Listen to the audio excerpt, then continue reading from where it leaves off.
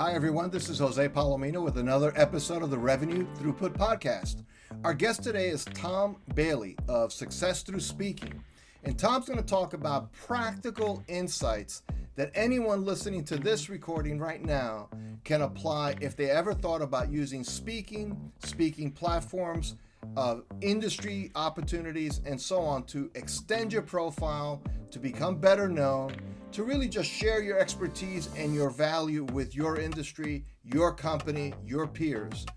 So listen closely as Tom Bailey joins us and tells us the keys to success through speaking. Welcome, Tom, to the Revenue Throughput Podcast. Thank you so much for having me here today. Well, Tom, for our listeners, it's always great to have our guests give the best context. So, who do you serve and what do you do for them? Yeah, of course. So, and I guess it's probably my backstory, which will come out in this conversation, I'm sure. But I work with experts, entrepreneurs, coaches, consultants who typically have a fear of speaking or know that they need to use speaking more to raise their profile in their industry. So these aren't necessarily people who would, on their business card, wouldn't say professional speaker. Not yet, anyway. No, absolutely not. No, they're typically the world's best kept secret because they're amazing at what they do, but they're not necessarily talking about it enough in their industry. Wow. So that could include a lot of even people who are today, let's say, running businesses or running larger business. They're not necessarily, I know they could be individuals who left the company and they want to be an expert, but also people who have expertise doing the work of like real process and stuff. Absolutely. So if you're an entrepreneur or if you're a leader or an exec in a company, there's massive advantages to raising your profile in your industry. And I genuinely believe that speaking is the best way to do that. Wow. So, all right. So then let's think about that a little bit because you focus on people who may have a fear of doing this. All right. So I'm just curious, and I know people say, people would rather attend their own funeral than do public Yeah. speaking sometimes, right? So, but what are the actual, as you work with folks, what do you find are the root causes of that fear? Yeah. And I think the thing is, I was my first client. I had this fear. It was social anxiety. It was panic. It was, you know, the fear of people's opinions of me. And that's typically what comes up with conversation with my clients is fear of judgment and fear of others' opinions of me is typically the biggest things that come up. And most of that is framed as what if questions. So when we're speaking, what if I say the wrong thing? What if I embarrass myself? What if they ask me a question that I can't answer? What if the technology fails on me? All these things go through our heads, which mean that we avoid doing it in the first place. Wow. So a lot of those things sound like things at some level that could be planned for, but some of these things also are deep rooted fears, right? Like just like you said, like what if they don't like me? That's like an Yeah. existential question. What is that? How do we resolve that? So I'm just curious, what do you tell somebody that you're coaching? Hey, you can get past that, and here's Mhm. how. And I'm not saying everything in your plan, but just what are some tidbits that you might tell somebody like that to get over, let's say, that particular fear? What if they don't think I'm any good, or what if they don't like what I say?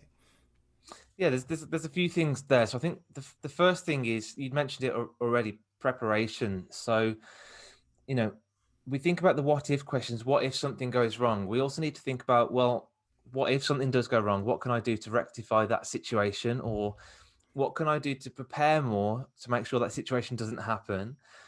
Or if it does happen again, what plan do I have in my back pocket to pull out and fix that? So we almost need to alleviate these fears by having backup plans and thought processes and practice and preparation in place before we go and do them.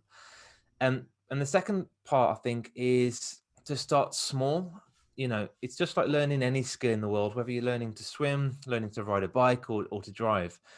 You don't want to jump in the deep end on your first go round. You want to be doing a one-to-one conversation on Zoom if you're really nervous, or speaking in front of a group of 2 or 3 people, and really just building up from there. Well, so that it's like a muscle, it's like muscle memory, all those things practice, right? So, Yeah. so let's apply this in the context of somebody is an owner of a business, right? Hmm. So, and they say, well, I don't need to do much public speaking. How would you respond to that person? You're running a $10 million company with 50 employees, and you don't think you need to do much public speaking. Is that actually accurate, or do they actually end up having to do more of it than they might think? Yeah. So one thing that I regularly say is that the person stood at the front of the room is normally the one seen as the leader. And that's because it's an opportunity when you're at the front of the room, whether that's virtually or physically, to be, all eyes are on you. If you're stood up at a company conference, if you're running a global webinar, ultimately there's 200, 300, 400 people looking at you, looking up to you as the leader, waiting for you to give them some value, some direction, some motivation, some clarity. So for me, if you're not doing that as a leader, somebody else probably is. And there's a risk that you're not positioning yourself in the right place to be seen as the ultimate leader of the organization. Now, sometimes we see public speakers that are just so good. Like Yeah. every at the end of every school year here in the States, there's usually on the news some famous person giving an incredible like invocation for college, right? You know, the final whatever you call that final address. And it's stirring, and there's even on YouTube some speeches that are like, oh my god, you start weeping, you start laughing, you laugh, you cry, all of that. So is that the standard? Like I have to aim to be like a scintillating orator? I don't think it is, to be honest, because those people started, a lot closer to where we are today, and they didn't start out that way, and it's probably the 7,000th presentation they've delivered at this point. And the thing as well is when we're starting out, we compare ourselves to these keynote speakers, and we think, well, I'm not as good as them, so how can I even, speak, or who's going to listen to me?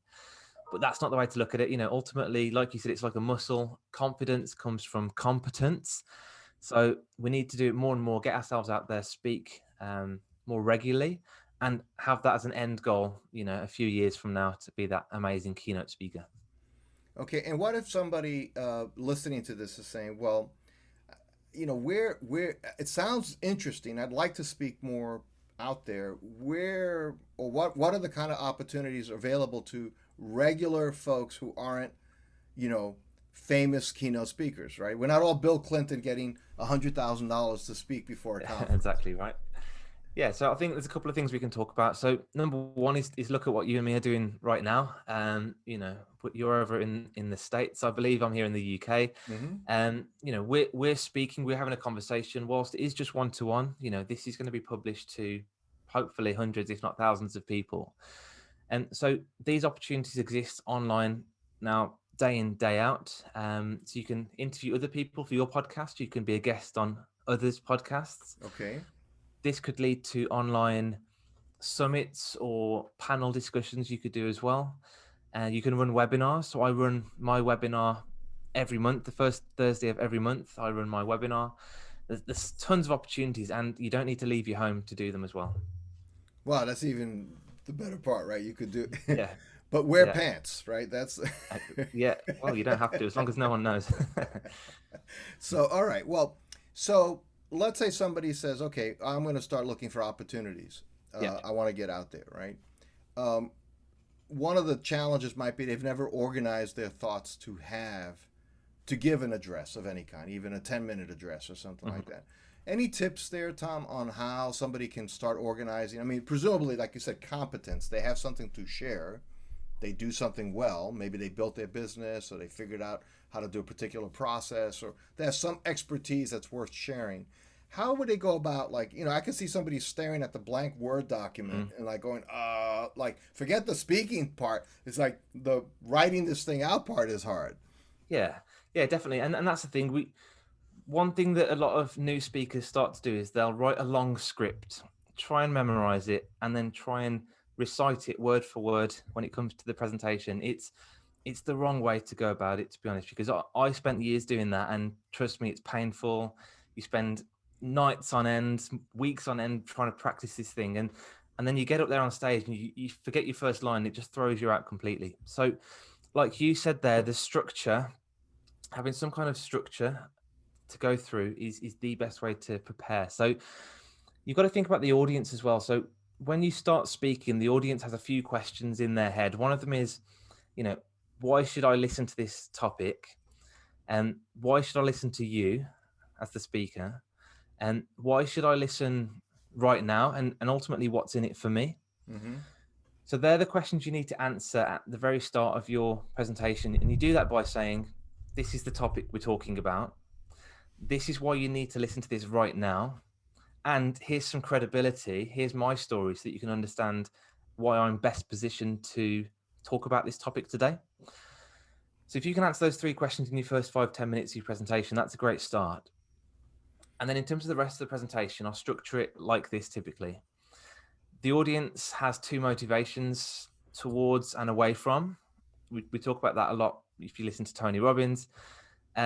So what are their motivations? What are they trying to move away from? So you could talk about their pain points, their struggles, the challenges, whatever that difficulty is with that topic. And equally talk about where people can get to at the end of whatever this topic is, whether it's the result, whether it's the opportunities that are on the table. And what you do then is you create a gap between where they are today and where they want to get to. And that bridge is your content for the presentation. You need to talk about how they get from where they are to where they want to get to in whatever the topic is. So again, if you've got that structure in mind, ultimately you can probably talk about that if you're an expert without having to have a script in your pocket. So it's almost like, okay, if somebody came to visit you at your office and asked you a question about, I understand you've really improved the quality of your manufacturing in the last 3 years greatly, right? Tell me about that. You wouldn't have a hard time telling people about that, because you would just not, you probably would go on for an hour talking all about how you made all these changes and so on. Okay. That's a great point. And I'll just add to that, is because questions generate content, like you've just said then. But ultimately, when you're on stage as a keynote speaker, you're not being interviewed. So as a speaker, you need to be the interviewer and the interviewee. Okay. So what you do is, like you said then, is you might ask yourself the question, okay, so how did we improve our manufacturing process this year? And then you answer it. And then you might say, okay, so what do we need to do over the next 3 years to continue to improve this even further? And then you answer it. So ultimately, those questions can help you generate content for your presentation. Wow. So again, everything's rooted in the idea that you have something to say. Yeah. Right. Yeah. And that's the first thing. So we can't really help much if you have nothing to say, but you have to start there. Okay, great. Yeah. But it's interesting, Tom. I've just found over the years that, again, if you prompt people in an area of their interest and passion, they just go, like it's what they live for, it's what they're interested in, what they're excited about, and so on. So would you say that somebody looking to get out there maybe wants to get on industry panels, or conferences where not everybody's the keynote, they all have those breakout sessions, they need speakers for that too as well, that they should really stay within the area of their passion? It from everything we've talked about today, it would help, because like you said, you don't need to write that word for word script. You don't need to memorize it word for word. And your fears of what if I get asked a question go away, because you're probably going to know the answer if you're an expert anyway. So yeah, absolutely. If you're looking to build your reputation and positioning in your industry, do so in a field that you're an expert in. Okay, and I'm going to get a little bit in the weeds technically here, because it's a pet peeve of mine, and probably of yours as well, is seeing somebody come up to speak, and and to this day it still happens. The PowerPoint slides come out, and verbatim they're almost reading the slides. Yeah. So how should people use supporting materials and so on? Or even, I've also seen where they want to play this incredible YouTube video, and then the hotel doesn't have great Wi-Fi, and it's like, hold on, we're getting it, hold on, and so on. So just what are your thoughts on the whole supporting materials perspective to speak effectively? Yeah, it's that whole death by PowerPoint, isn't it? Again, people can read at a much quicker pace than you can speak. So if the words are up there, they've already read it by the time that you've got to the end of the slides. There's no point you being there as a speaker, ultimately. So yeah, that's a complete no-go. If you are going to use slides, it's there is a rule of three bullet points, 3 words per bullet point, and utilizing fantastic imagery to help reinforce your message. Equally, I've seen amazing speakers who have no slides, no whiteboards, no videos, and all eyes are on them, and that comes down to storytelling. And then it comes down to things like use of body language, use of space, eye contact, facial expressions, tonality in your voice. So I think if you really want to make a great impact as a speaker, go without slides. But if you do need them because they help drive your content or they help reinforce your message, yeah, you want to go for minimum words and maximum impact with great imagery. Okay, and I can see that, especially in some technical topics. You just Yeah, need to illustrate like the yeah, diagram, the mhm. workflow, or something like it. Just there's no You- other way to get across yeah, like 14 steps without showing like of 14 a course. 14 box flow or Yeah. something. Yeah, but even with that, show each step at a time. So make each step appear as you're talking through step one, make it appear. Step two, make it appear. Because otherwise, again, somebody will be at step 14 by the time you've even got there yourself. So you mentioned, you alluded to this before. It's a fear, and it's something competence usually addresses. But it is very likely, if you do it enough, you will get asked a question and you just don't have an answer. What's the best way to handle that?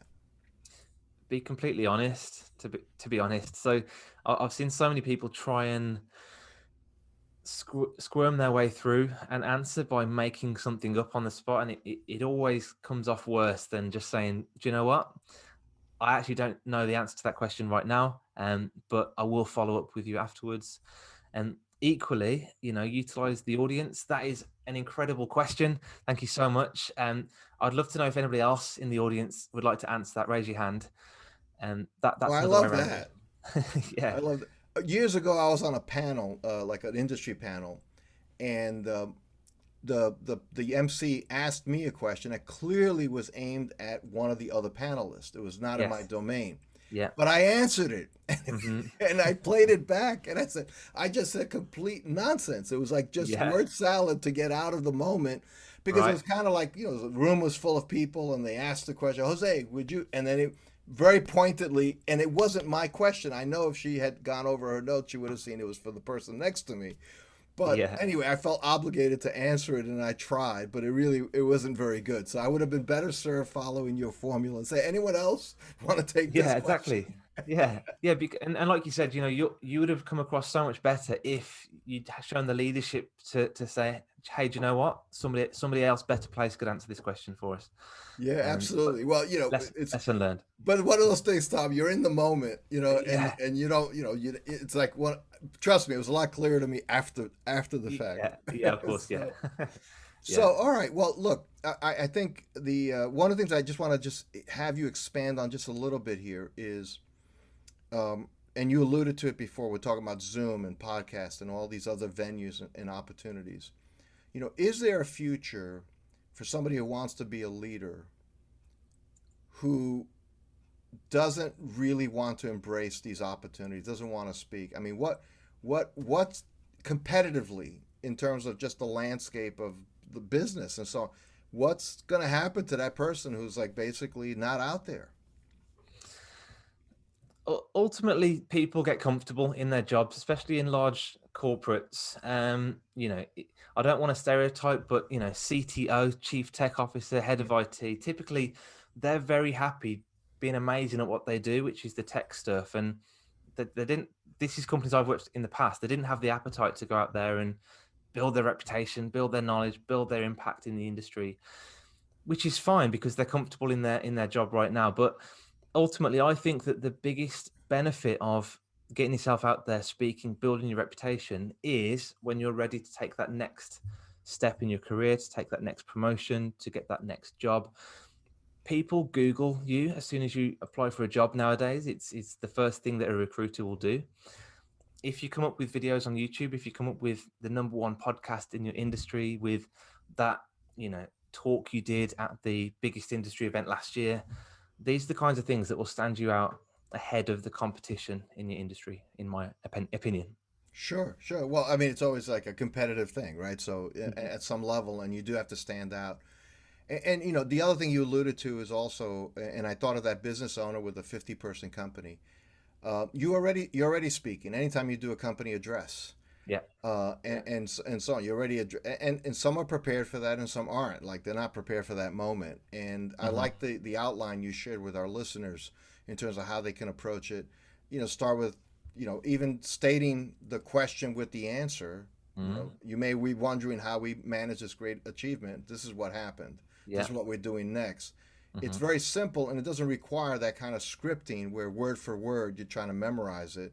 Just a couple of bullet points can guide you to say what you need to say. So that's fantastic. Yeah, absolutely. Yeah. Well, Tom Bailey, thank you so much for sharing with our listeners here at the Revenue Throughput Podcast. It's greatly appreciated. And if somebody listening wanted to know more about your work, how you work with people who want to speak more in whatever the context, where should they go to find out more information? Yeah, fantastic. So the company is self-titled Succeed Through Speaking. So it's all about how we succeed in our industry through utilizing speaking as a skill. So if people go to succeedthroughspeaking.com, and on there you'll find a button for a free masterclass. I run it on the first Thursday of every month. And this is an opportunity to find out how you can raise your profile, attract new clients, or just build that reputation in your industry through becoming a more confident speaker. Fantastic. Tom, thank you so much again for stopping by and sharing with our listeners. Appreciate it.